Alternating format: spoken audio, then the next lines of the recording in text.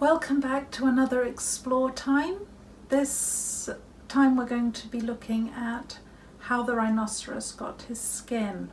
One of the things that I've explained in previous Explore times in relation to this series on the Just So stories is the enjoyment of the language and how repeated tellings of these stories create anticipation not only of the storyline but of the playful phrases that Kipling so often uses in these stories.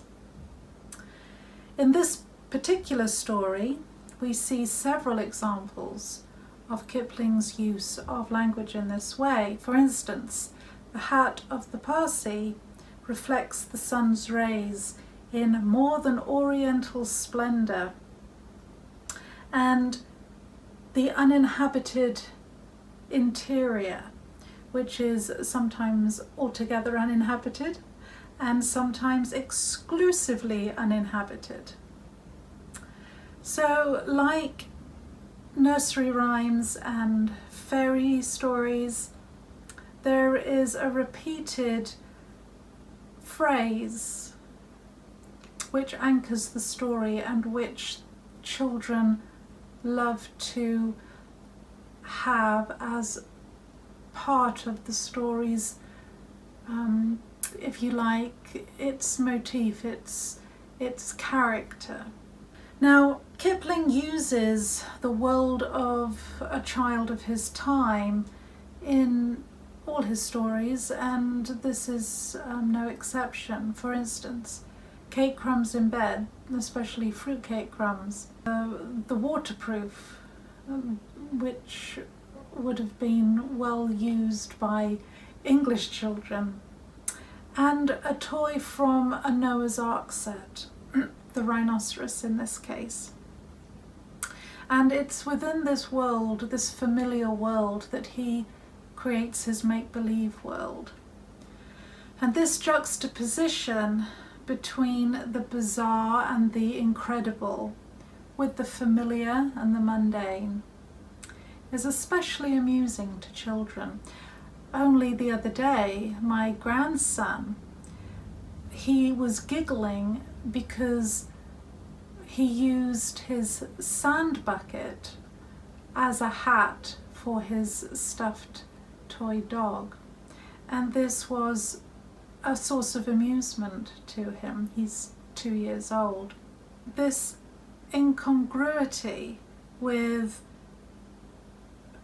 the make-believe and a child's familiar world is recognized, and it makes children laugh. So don't try to explain away this delightful world. Instead, read these stories so that they become old friends. Now, there are a few elements that you can investigate from this story, should you be so inclined. And I will, as normal, I will post a file in the description to help with those ideas.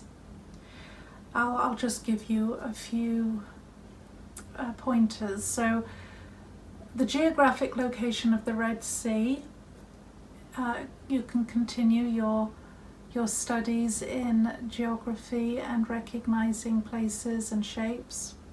In this case, it's a body of water. And you could do something with maths, with the size of the fruitcake. I mean, it's an enormous fruitcake, which is itself amusing. And then you could also incorporate the understanding of imperial measurements and metric measurements. And I will also put at the end of this video the audio for both the illustrations for this particular story, How the Rhinoceros Got His Skin, and the poem. The poem for How the Rhinoceros Got His Skin is a very short poem, and it might need a little bit of explaining, especially for today's children. Again, it's addressing children in Kipling's time, and explaining where the uninhabited island actually is, its actual geographic location, which you won't actually find, but you'll find the area on the map.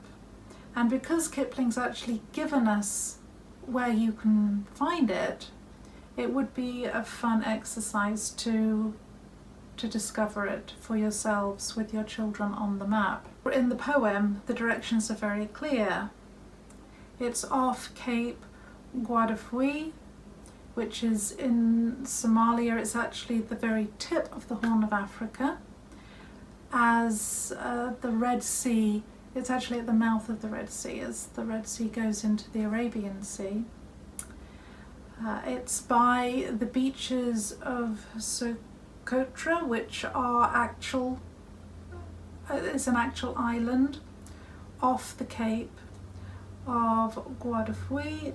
So you can find the area where the Parsees Island is. In the poem he mentions Suez. Suez is the northern tip of the Red Sea, and the location for the Parsees Island is at the southern end of the Red Sea.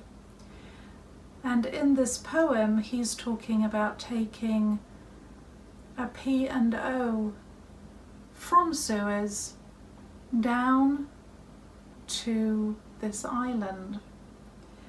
Now, the P&O were a British shipping company. It would have been well known and well used in Kipling's day. P&O stands for Peninsula and Oriental Steam Navigation Company. So he's talking about taking a ship from Suez down to the mouth of the Red Sea on this ship, and that it's not an enjoyable journey.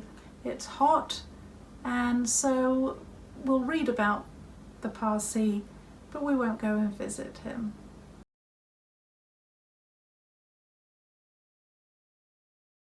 This is the picture of the Parsee beginning to eat his cake on the uninhabited island in the Red Sea on a very hot day, and of the Rhinoceros coming down from the altogether uninhabited interior, which, as you can truthfully see, is all rocky. The rhinoceros's skin is quite smooth, and the 3 buttons that button it up are underneath, so you can't see them. The squiggly things on the Parsee's hat are the rays of the sun reflected in more than oriental splendour, because if I had drawn real rays, they would have filled up all the picture. The cake has currants in it, and the wheel thing lying on the sand in front belonged to one of Pharaoh's chariots when he tried to cross the Red Sea. The Parsee found it and kept it to play with.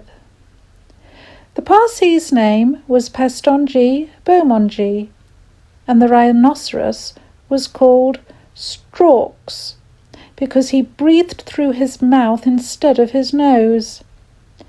I wouldn't ask anything about the cooking stove if I were you. This is the Parsee Pestonji Beaumonji sitting in his palm tree and watching the rhinoceros Storks bathing near the beach of the altogether uninhabited island after Storks had taken off his skin.